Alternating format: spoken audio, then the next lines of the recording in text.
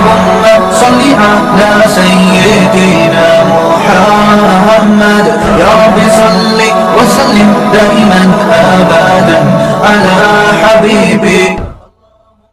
کسی نے کہا ہے میرے والد صاحب کا انتقال ہو گیا ہے، کیا ہم ان کے نام کی قربانی کر سکتے ہیں؟ اس پر کیا طریقہ کار ہوگا؟ جی بالکل کر سکتے ہیں.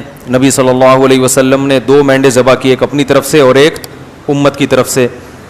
اور آپ نے ایک دفعہ ایسا بھی کیا کہ ایک قربانی اپنی طرف سے اور ایک ان کی طرف سے جو قربانی نہیں کر سکے. تو اس لیے پتہ چلتا ہے کہ قربانی کسی دوسرے کی طرف سے بھی کی جا سکتی ہے. تو آپ اپنے مرحوم والدین کے لیے کر سکتے ہیں، صرف ابا سے کر لیں، صرف اماں کے لیے کر لیں، دونوں کے لیے کر لیں، کوئی حرج نہیں ہے. ہاں اب دونوں کے لیے کریں گے تو کیا ثواب تقسیم ہو کے ملے گا دونوں کو؟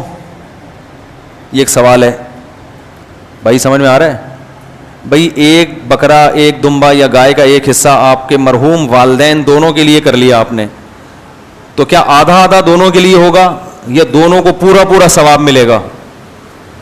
اس میں علماء کی 2 رائے ہیں، کیونکہ اس کے بارے میں قرآن و سنت خاموش ہیں. صحیح ہے نا؟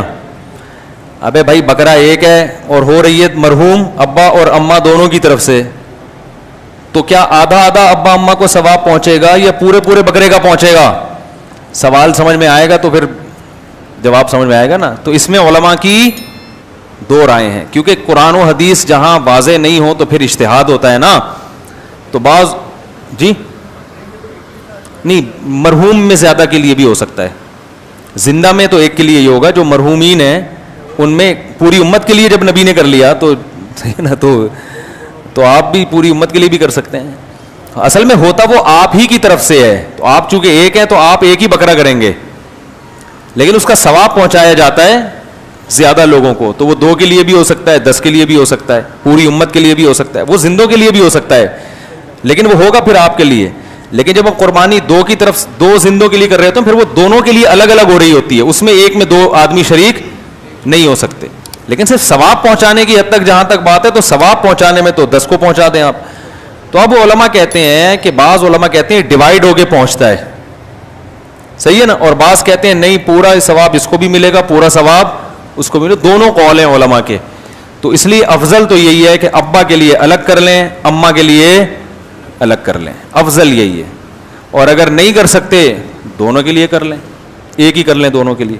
اللہ پہنچانا چاہے گا تو دونوں کو پورے پورے، اور پھر گوشت کھا لیں 2-4 دنوں کے اندر.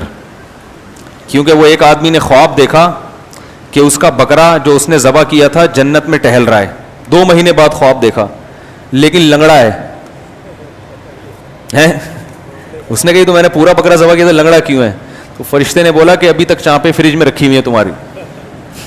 اس کی جو چانپیں ہیں وہ چانپیں نہیں، سوری چانپیں تو یہاں کی ہوتی ہیں نا، اس کے جو پائیں ہیں نا وہ ابھی تک کہاں رکھے ہوئے ہیں؟